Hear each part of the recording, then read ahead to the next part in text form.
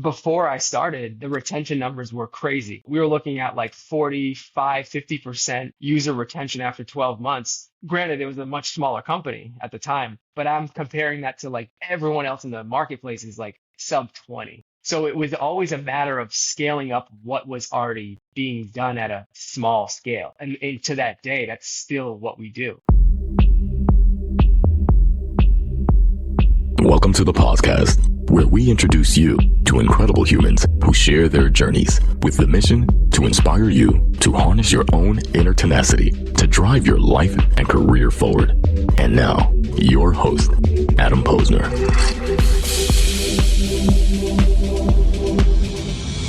Hey, everybody. Welcome back to the podcast where I bring you the best and the brightest in the world of business, marketing, and personal growth to help you harness your inner tenacity and drive your career forward. Folks, my guest today, Carlos Ventura Jr., is the CEO and founding partner at Feast Fettle, a premium meal delivery company. And they were recognized by the Boston Globe as one of New England's fastest growing private businesses. Since 2018, he has led companies' growth from a neighborhood chef service to a vertically integrated hospitality brand on track to exceed $50 million in annual revenue. And before founding Feast Fettle, Carlos worked at Citi, Goldman Sachs, and Deliveroo, a whole bunch of companies you know, and one that we're going to talk about. And he serves on the board of College Visions, an organization supporting first-generation college students. In 2025, he was named EY Entrepreneur of the Year in New England. That's awesome, man. Carlos, welcome to the podcast, man. Appreciate it, Adam. That was a very, very nice introduction. Hi, I'm going to bottle those up and sell them. That's the second time I heard this today. So I think I have a new product. I'm going to productize that and just record them as interest rate. Well, awesome, man. Welcome to the show. And as we were talking about before, you know, I get a lot of inbound requests from PR companies, and I would say the majority of them are just not interesting or garbage or not targeted. But when I saw your story, I'm like, this is interesting. I need to dig in. So let's dig in here. So before we get to the story of Feast Fettle, we need to talk about you and your background in business as an entrepreneur. And if you don't mind me asking, what did your parents do for a living? Let's get to the real core origin story here. Oh, yeah. So my mom was a hairdresser. And my dad, would install like vertical blinds in people's homes. And that, it's real interesting. No one's ever asked me that question. And It's important. I started to, immediately reminisce. My dad would go door to door, right? And he essentially door to door salesman and try to install vertical blinds in, the southeast coast of Massachusetts where I grew up. And, I kind of got like a little bit of a sales experience as a kid because I would go with him and just drive around and, put the little flyers in the mailboxes, talk to, Right. the folks at the door. And my mom, she worked at, as a hairstylist, but she was typically, salons inside of malls. Mm-hmm. And why that's important is because as a child, I spent a lot of time in malls, just like walking around by myself and just watching consumers and understanding like, why did they go into JCPenney and or Macy's and, why did they make that decision versus this decision? And I always found it fascinating as to like the human psychology behind, making purchases and, placement and merchandising. So long story short, I'm glad you asked me that question because it made me reminisce. Yeah, well, so let's dig into a little bit, and so let's talk about the mall for a little bit with your mom there, and in the young age having that kind of mindset to think about consumer trends and behavior there. It's one thing to see somebody walk into a store, but it's really about seeing what they walk out with, right? Are they walking out with the bags in their hands? Are they moving from, if they're walking out at JCPenney with nothing in their hand, walking into Macy's, what did they not get at JCPenney that they found in Macy's? And to even That's think right. about that is extraordinary at such a young age. Like, did you know Or back even then that that like business, some kind of business was your move and you weren't going into, hairdressing or the window dressing industry? I had no idea. I mean, I was just following natural inclination and things I was interested in. I would not only pay attention to what they were walking in or walking out of the store with, but almost like their facial expressions and their emotions. So when they walked out of JCPenney, were they walking out with the same attitude and mood that they were walking out when they walked out of, Foot Locker or Macy's? And those distinctions I would like hone in on and I just found it extraordinarily fascinating. No one, I didn't grow up with, I say business in my family, so to speak. kind of really the first in my family to go to college and be an entrepreneur. So it's bizarre. I mean, it's bizarre, but it's kind of fun to think back on. And when you think about your dad's business, I mean, he was definitely in there. I wouldn't say he wasn't an entrepreneur. He's definitely selling in there. But what if you look back on it now? What was one of those early lessons you learned from your dad that you're taking with you now? Yeah. Hopefully my dad doesn't listen to this, but sometimes you learn what not to do, right? My dad had or has like an enormous let's just say he has a very he pays attention to the details, right? Mm, He focuses on the minute details, and I think that's actually an asset, right? of course. The thing that my dad didn't do, and this is why he couldn't grow his business, is because he couldn't trust anybody else. Oh, He interesting. could not Control. He couldn't give up control for anything. couldn't give up control. So if it meant giving up more business because he wasn't the one doing the installation, then so be it. So a little bit of stubbornness, or a lot of bit of stubbornness, but also, the lack of trust. And he, we talk about that, and he, talk about Feast and Fettle, and he's like, I don't know how you have that many employees, Mm. like you must really trust them. And I'm like, yeah, like there's no other way. There's no other way to it. You have to trust There's no them, other way. folks. There's no other way to scale, and we'll definitely dig into that in a little bit. And I find that too as an entrepreneur. And there's times when my business was, really thriving, and I had a lot of folks working for me in the recruitment business, and you had to trust them. You had to trust the people that you hire because otherwise there's no way to scale. Right. And that teaches you management. That teaches you people management, and we'll certainly get to that in a little bit. But what was it like, man, being the first person in your family to go to college? What did that feel like? Um,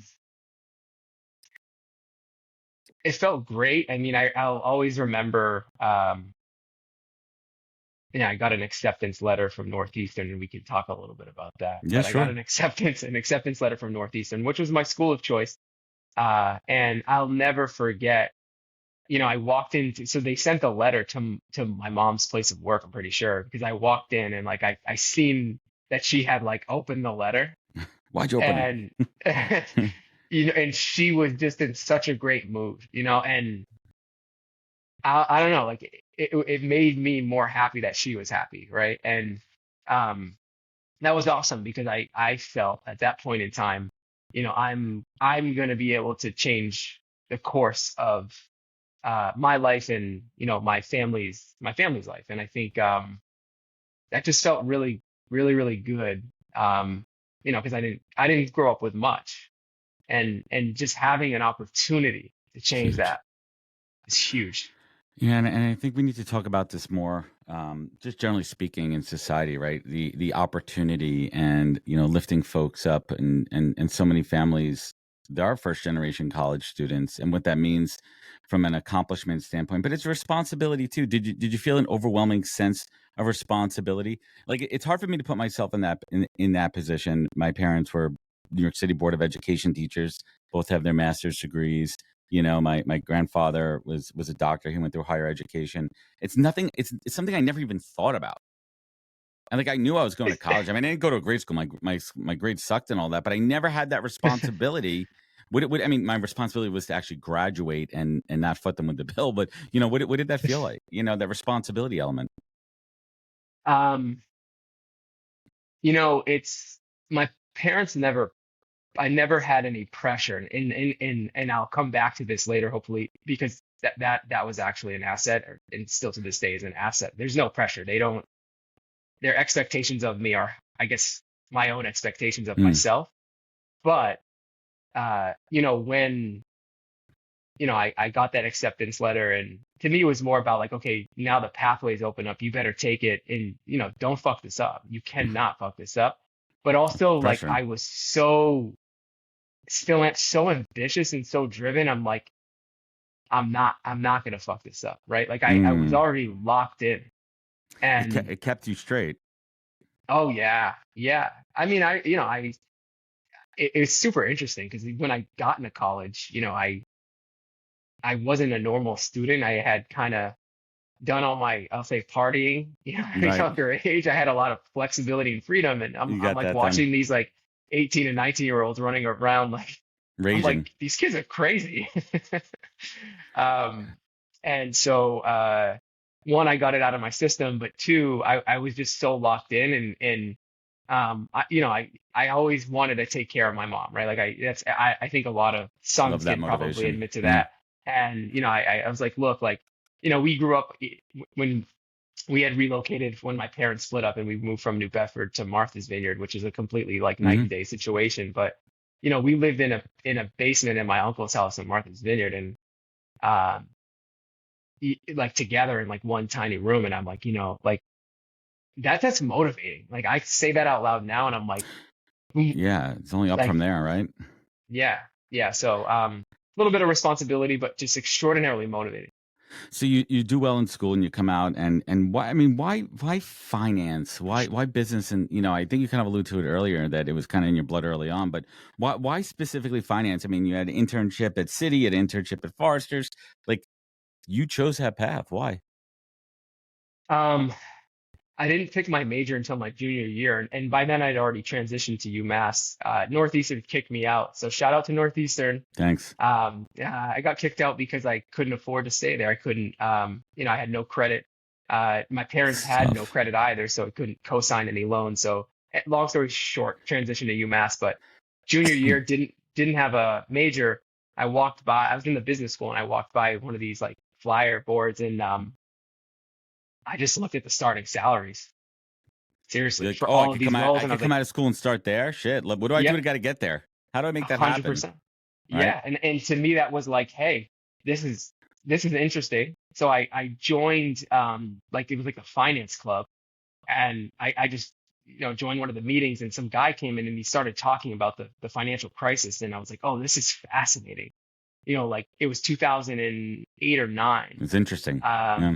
Super interesting to just again going back to the psychology of humans and particularly during abnormal times, I find that the most fascinating thing. And at that point in time, one, getting a high starting salary, and two, being able to engage in that like interesting human psychology point in history was what attracted me to finance.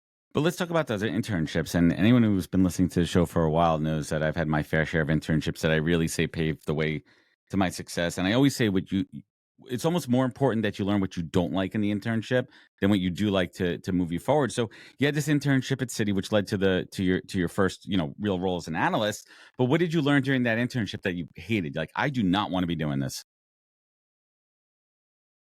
So there were times where I feel like we would sit in the office for the sake of sitting in the office. Those are the old days. I had friends that did that, right? Like it was a contest, right? Yeah, and I was like, what the fuck are we like? What are we doing? I'm not doing And anything.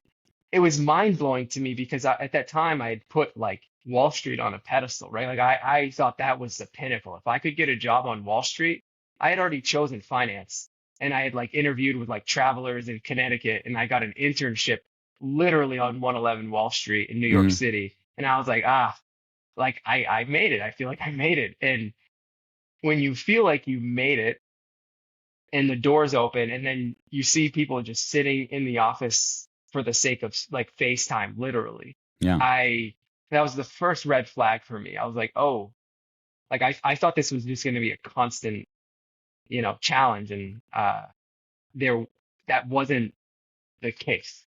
No. Um, But what I remember that too, like the old mentality, right? It was first in, last out in the office, right? That was like when you were early on, you would hear from your parents and other folks too. I mean, that culture and thought has changed as far as like, get in, do your job, be productive, and have the work-life balance. We'll get to that in a little bit.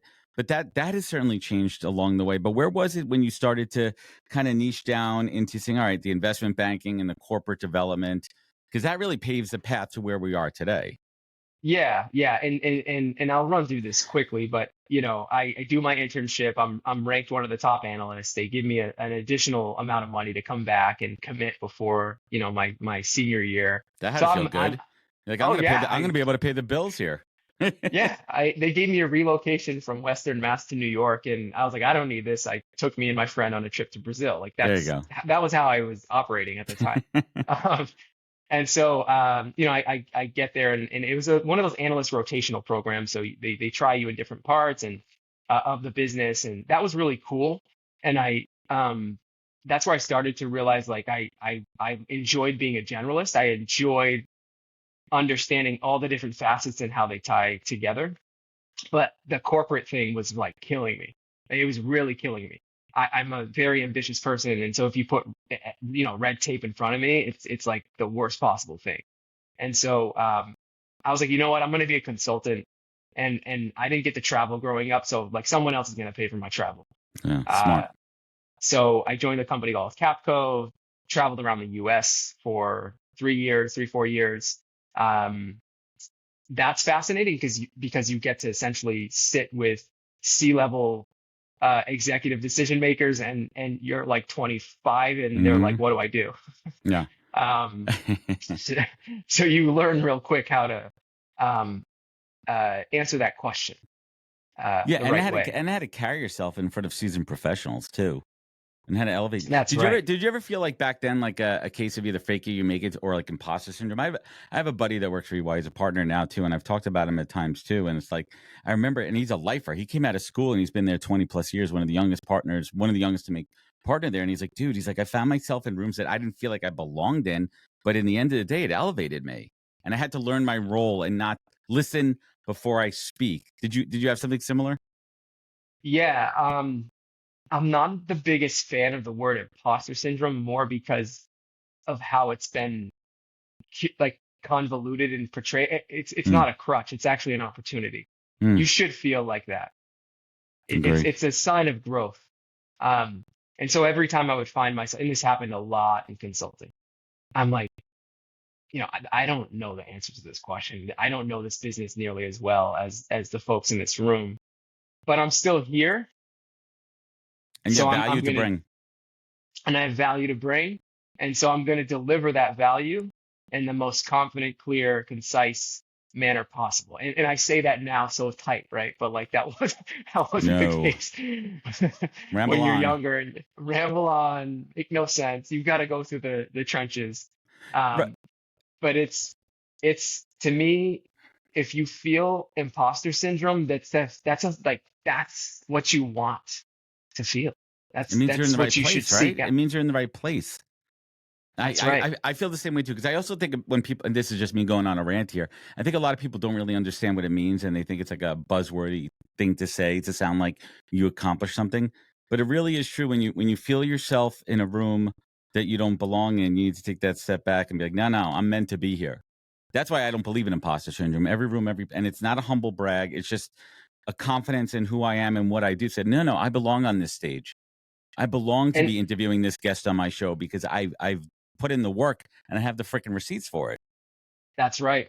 You have the receipts, and also, you're printing new receipts, right? Like, Oh yeah. and I used to, and there's different like, little kind of exercises or mantras or whatever it is that works for you. Like for me, I'd always pop on like an old Jay-Z album and just rock out and like forget everything. Like you go, you do all the preparing and in the world, and then there's a point where you need to stop and forget it and like remove it. Hmm. I'd pop on Jay-Z, You flipping on find for a little bit, and then just walk right in with like the confidence that I think is actually more valuable than the kind of concrete knowledge itself, if that makes sense. Yeah, it definitely goes a long way. But going back to something you said earlier, right? You were in this corporate world, but you don't like the red tape, but you're still sticking with it. Yeah. And then you move over. I mean, Deliveroo. What is Deliveroo for anyone who's not familiar?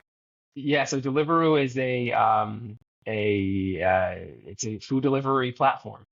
Similar to Uber Eats. It's just over in Europe, primarily Europe and Asia. So what drew you over there and move away from, the big business? I mean, I can only assume, I mean, hopefully the money was good there, but, right, like compared to a Goldman, like what was the move? So when I moved to London for Goldman, another kind of, hey, someone's gonna pay for me to travel Right. and go get some experience, and let's Exactly. go do that. Me and my wife were like, let's go. And at Goldman, I knew that I was at the, premier kind of A+ You're at the league. And, top of the and that's top. very true. I'm not gonna lie. Hats off to Goldman. When you walk in, you know what the fuck it's Mm-hmm. about. Yep. Like they don't need to talk to you about the culture. There's no onboarding. It is like very evident what's going on. And I respect them for that. But again, like I knew it wasn't for me long term because I looked at the gentlemen that were, 50, 55, and how their entire identity was like predicated on whether or not they were going to make partner at Goldman Sachs. And I was like, I just found that like sad, I found that like, I don't know, sad and not motivating for me. Yeah, it's like life. Certain things it's not for you. But listen, if it's for them, kudos to them. But you knew it wasn't for Right. you. Like you I knew it knew it wasn't for wasn't for you, me. and you had to step out of your comfort zone. You had to step into something different because you probably felt if you stayed that path, you're going to be stuck as a lifer there. And listen, there's nothing wrong with making partner at Goldman. You're doing all right in life, right? But it wasn't for Right. you.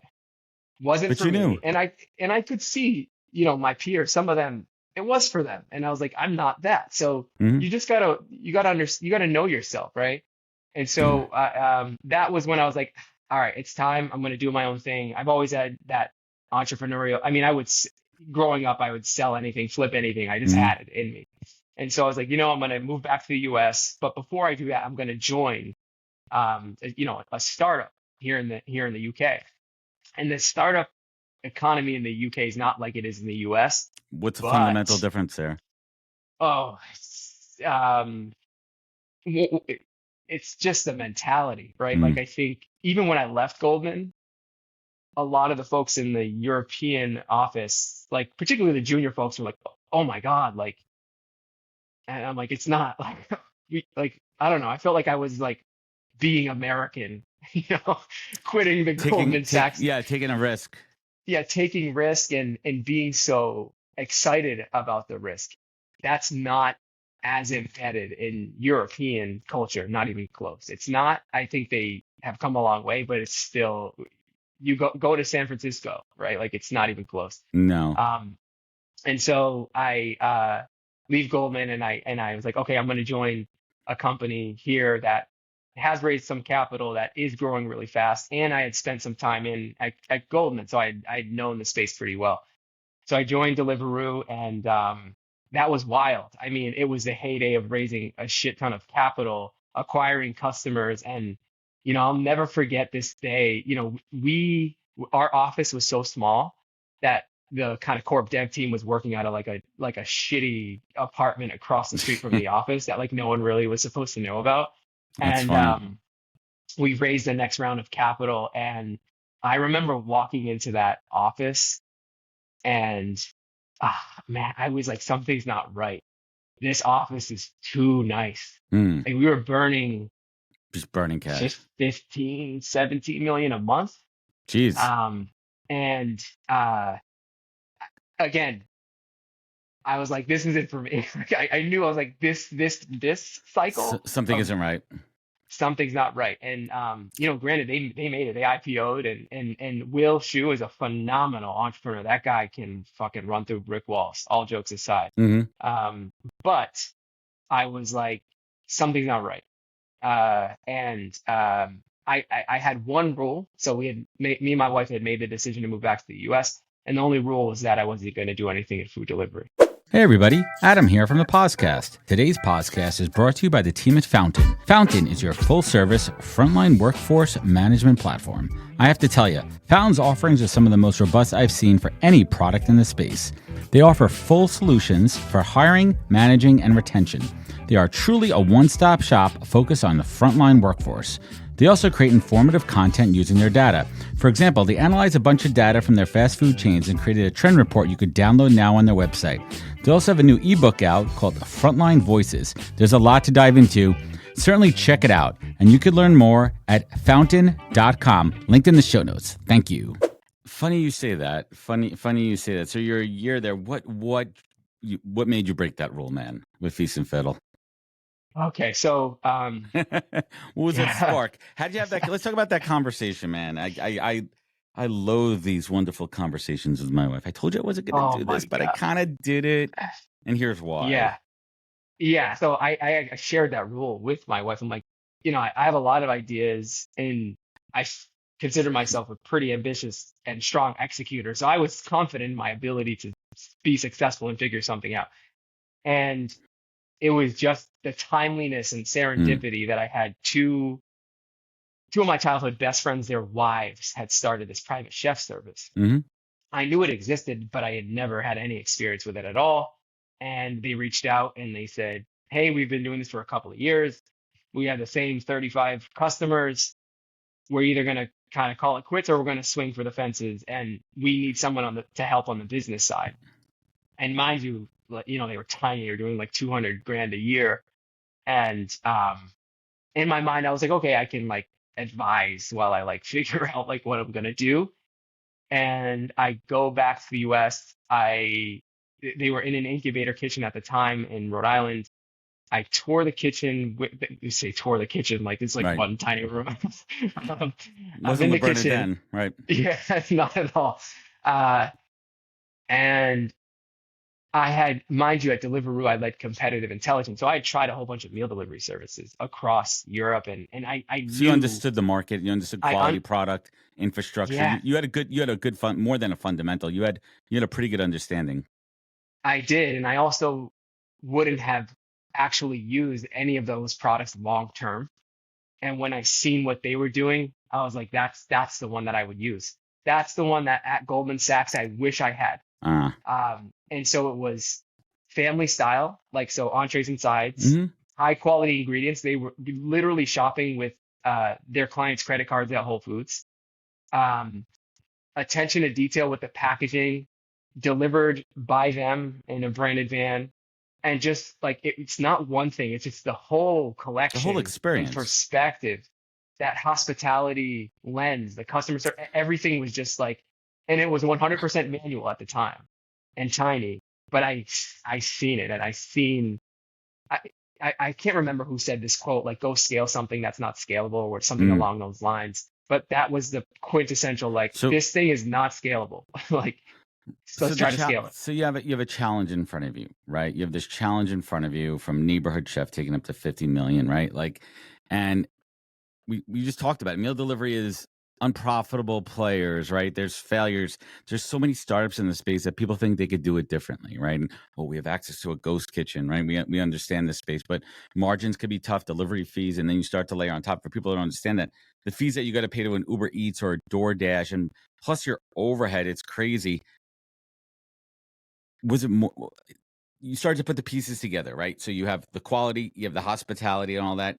But then you're looking at the numbers. What were the numbers that said, hey, we can make this work? Like, what did you have to do to make this profitable? What did you have to change or not change? So before I started, the retention numbers were crazy. So we were looking at like 45, 50% user retention after 12 months. Granted, it was a much smaller company at the time, but I'm comparing that to like everyone else in the marketplace is like sub 20. So like high teens, right? It was like best in class. And I'm like, this is like almost 50%. So there was a call it a green flag, right? Like I was like, oh shit, this is not, I've never seen this before. So it was always a matter of scaling up what was already being done at a small scale. And to that day, that's still what we do. It's like, how can we still make this feel like Maggie is cooking all of the food for this family and dropping it off and leaving it in their refrigerator? Like that is the feeling we want, that high touch, high quality feeling. Granted, we've had to invest in technology, operations, marketing, product, the whole nine, and that happened over time. But the one thing that I think that helped us is we didn't get ahead of ourselves with raising too much capital, right? Like we were super, super capital efficient, and it forces you to figure things out. Right. Because once you go down the path of raising capital and looking for investors, you don't have control, and they're your customers because they own you.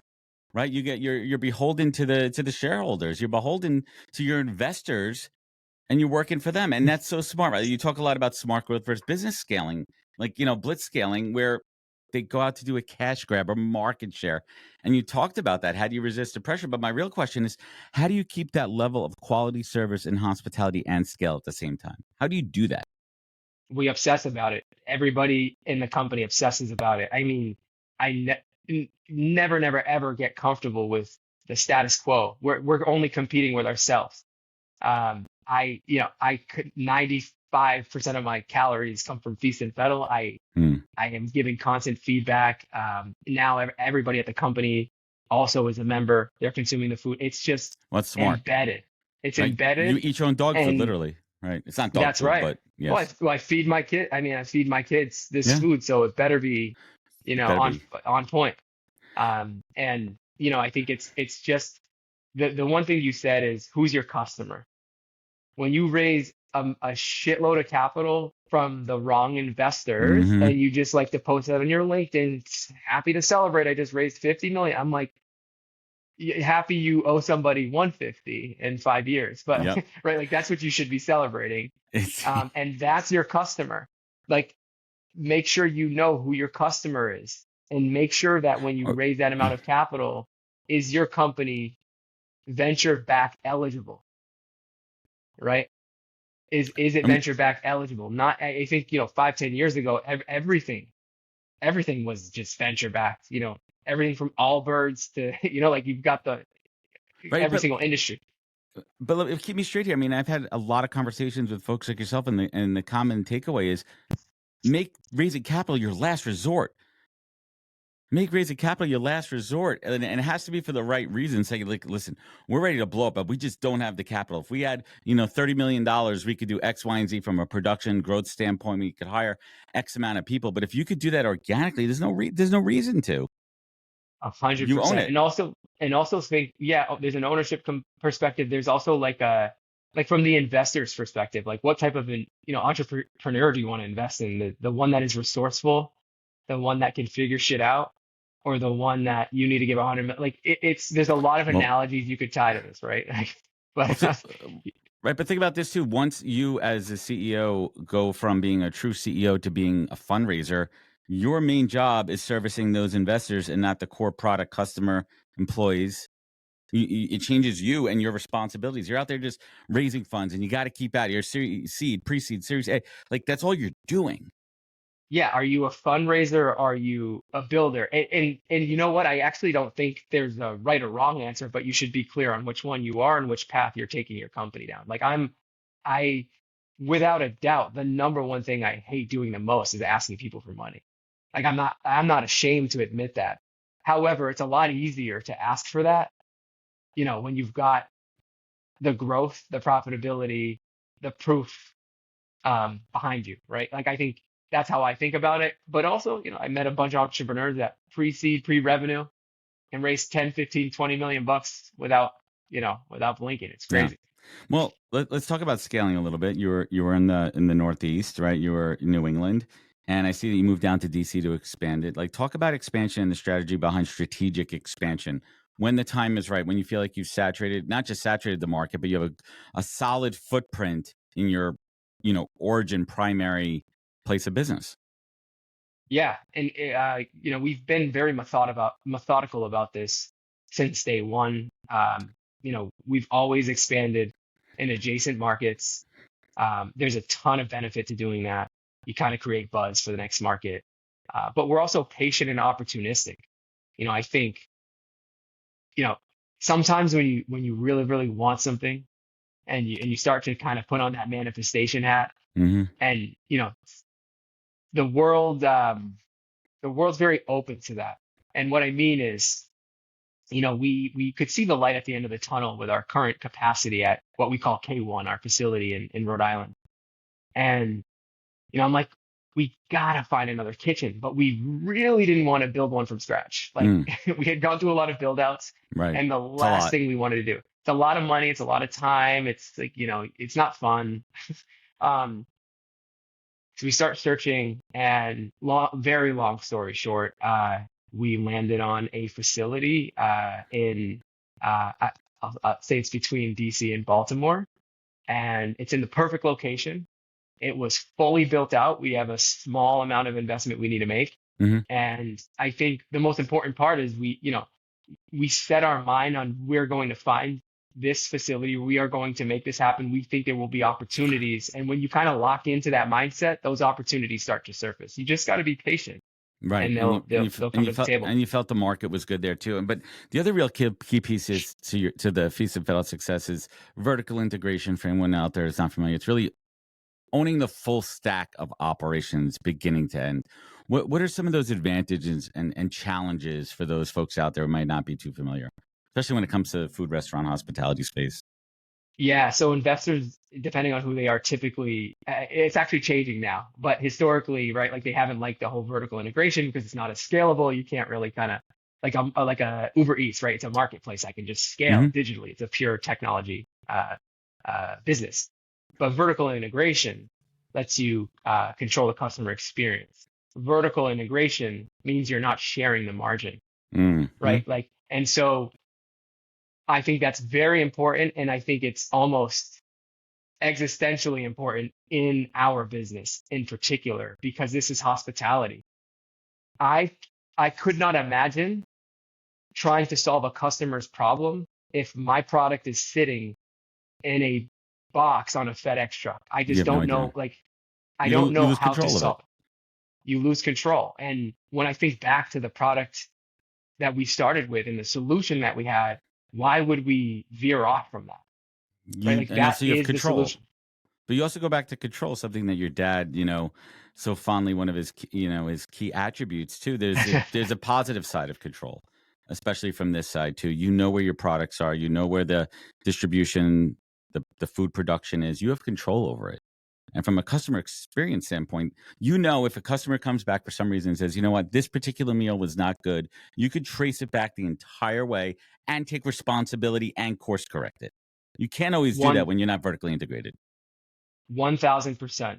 We take all of that. I could not express to you how much feedback across the whole stack our entire team obsesses about constantly, daily. Like we will talk about one customer's complaint about like how the food was not delivered to the right door in this particular neighborhood for the second time in a row. Like I will chime in on that conversation, right? Like, but that is the level of excellence we expect and the customers expect in if you really But want that's them the to stick brand. around. That's the That's the brand. brand. Retention is the key metric. Retention and referral. Retention and referral. The two R's I always talk about. So let's talk expansion next. New York Yeah. City on the horizon, man. You're going to step in over here. We launched a few weeks ago. Right? Like, why now? Right? Like this is the hotbed of food service delivery at all different levels. I mean, it is a concentration of affluence and convenience and quality. Like how you approaching it differently than other markets or even other competitors? Oh man, I lived in New York for a while, and it's a different game. Oh, it's a different game. And so when I think about New York City, we didn't think we were going to launch in the city, and what happened was we launched in Brooklyn first, and that's a cool spot anyway, man. Brooklyn took off.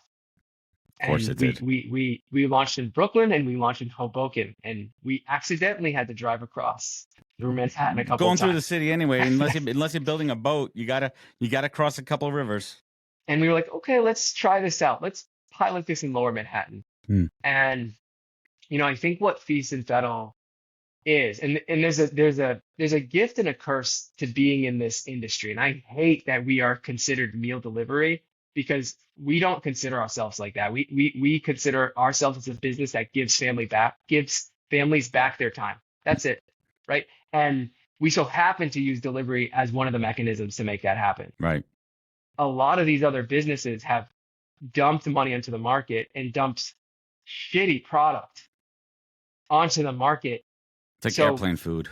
Yeah, and so it's like, I just want to show New York City, like, what this really can be, like what it really is, what you can actually have. You can actually sit down and have like vibrant green broccolini with, high grade protein, like steak tips, and sit down and enjoy it and make it, and it will genuinely feel like you sat down and you prepared that meal. It will not be, you will not have to sacrifice quality.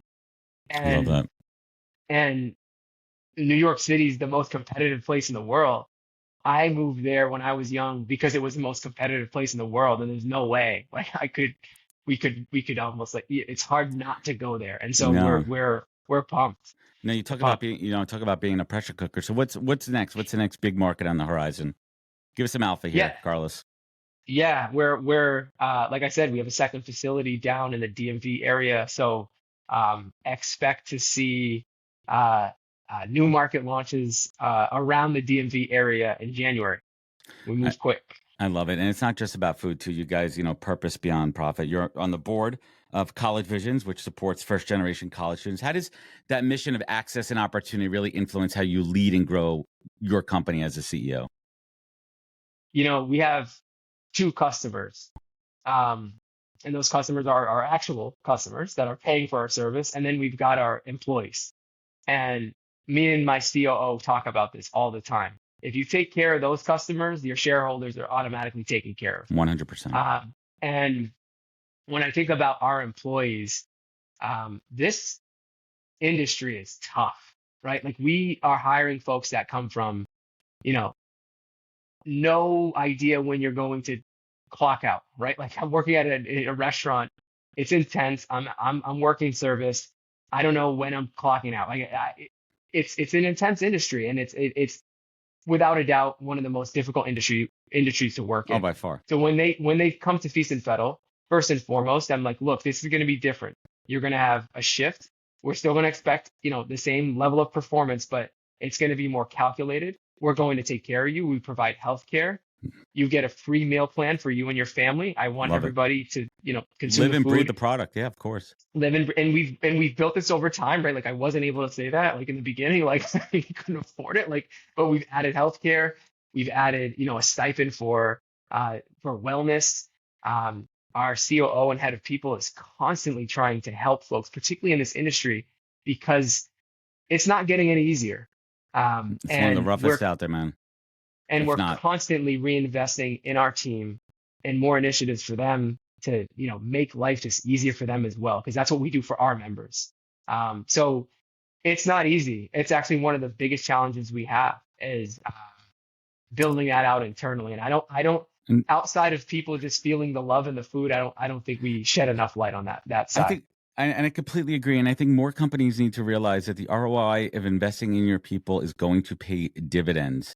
The cost of replacing, the cost of rehiring. And again, it goes back to retention. If you can retain your employees the same way you approach it, you're retaining your customers, that's a winning combination. Everyone feels vested.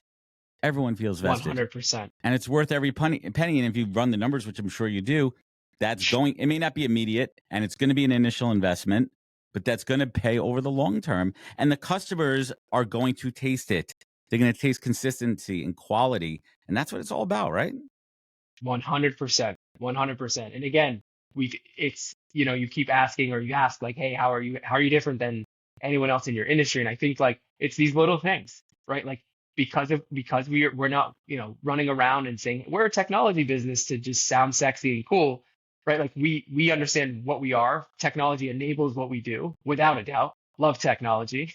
But, first and foremost, we got to take care of the people first. And you'd be surprised. It's strangely sometimes counterintuitive to, what this pure play kind of capitalist mindset is. But I almost like ironically think it is a pure play capitalist, like, right? Like it comes full circle. It does. Comes full circle. It certainly does.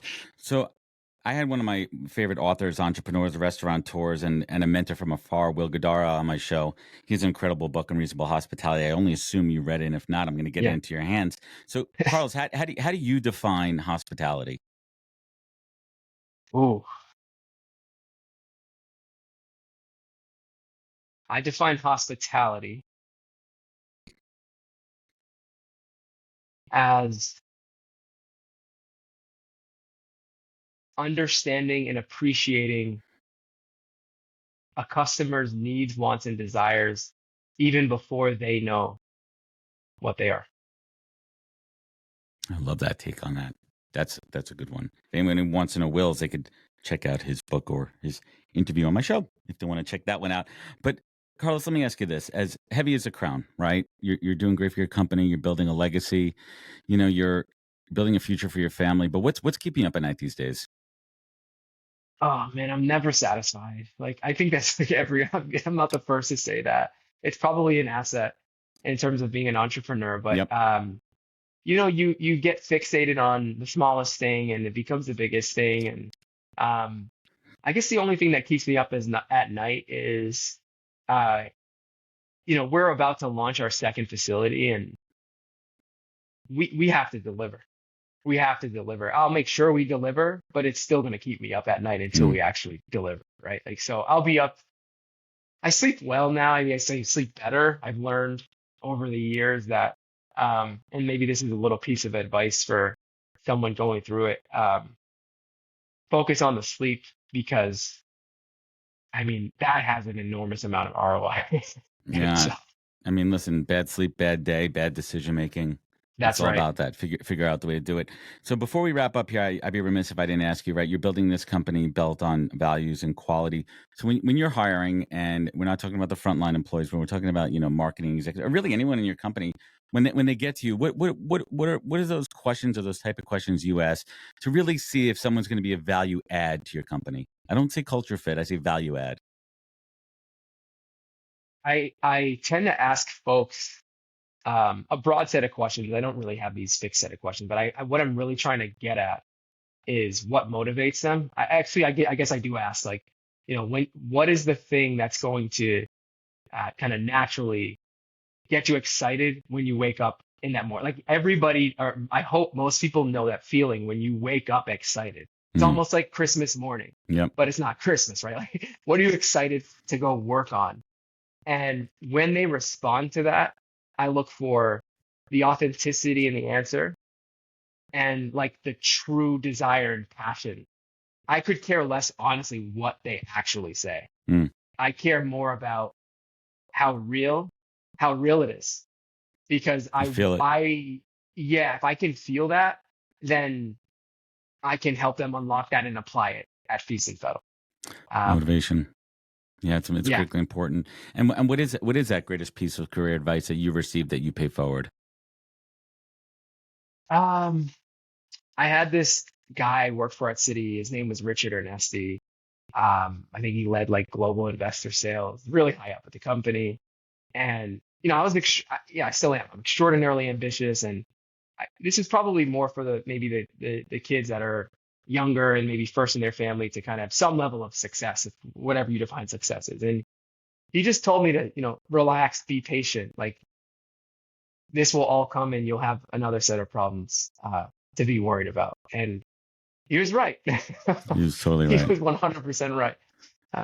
Yeah, and you kind of lead to my last question, right, Carlos? You look back at how far you've come and all that you've accomplished. I mean, everything from EY Entrepreneur of the Year to first in your family to go through college and graduate and building this incredible company. But you also look at the road ahead of you. Carlos Ventura Jr., how do you define success at this moment in your life? I want to be able to one day uh, help people do what I was able to do. Right? Like I want to be able to deploy capital, resources, advice, anything to help folks, particularly that are coming from non-traditional backgrounds, right? I'm not talking about the Harvard grad that expects to be the next Mark Zuckerberg. I'm Hmm. talking about, the guy who came here from Guatemala and has a coffee truck. That's actually a real guy in Providence. Help him grow his company to help him support his family. Like I want to be able to scale that. And I think Feast and Fettle is kind of the first proof of concept and platform uh, to eventually help me get there. And I look at Feast and Fettle as the boot camp of entrepreneurialism because it's literally like a production business, a logistics business, a technology business. I Mm. mean, it's hard. It's very hard. Um, and so I'm learning a lot, and yeah, I hope to be able to truly pass that on to more folks at scale in the future. I love it. Carlos, this has been a fantastic conversation. I appreciate you and your time. I want everyone to check out Feast and Fettle, feastandfettle.com. We're going to link it up in the show notes. Available now in 7 states across the Northeast and available in Manhattan. So if I live on Long Island, Could you get it from me from Brooklyn to Long Island to try this thing out? All right, maybe I'll go pick it up in Brooklyn. Oh no, we're delivering to Long Island. Oh, So well, we're going to have to get your address and hook you up. we're going to have to do a Feast Fettle there. And Carl, this has been awesome. I love this conversation. We're going to link it up all in the show notes. And everyone out there, listen, if this show meant something to you, leave a review. Rating it goes a long way. Sharing means caring. You could find out more at thepodcast.com. Be sure to follow us on all of our social media channels. Check out our YouTube. I'm really trying to grow it, folks. YouTube is hard. Go to youtube.com/thepodcast. Remember, be good to yourself, be better to others, and catch us next week for another great episode of the podcast. Take care, everybody. Wisdom is forever, but for us, it's time to go. Thank you for joining us. Luckily, we'll be back with our next episode soon, jam-packed with more incredible humans. Thank you for listening, subscribing, and sharing. To join the conversation, search the podcast on LinkedIn. And to catch up on past episodes and more info, please visit www.thepodcast.com.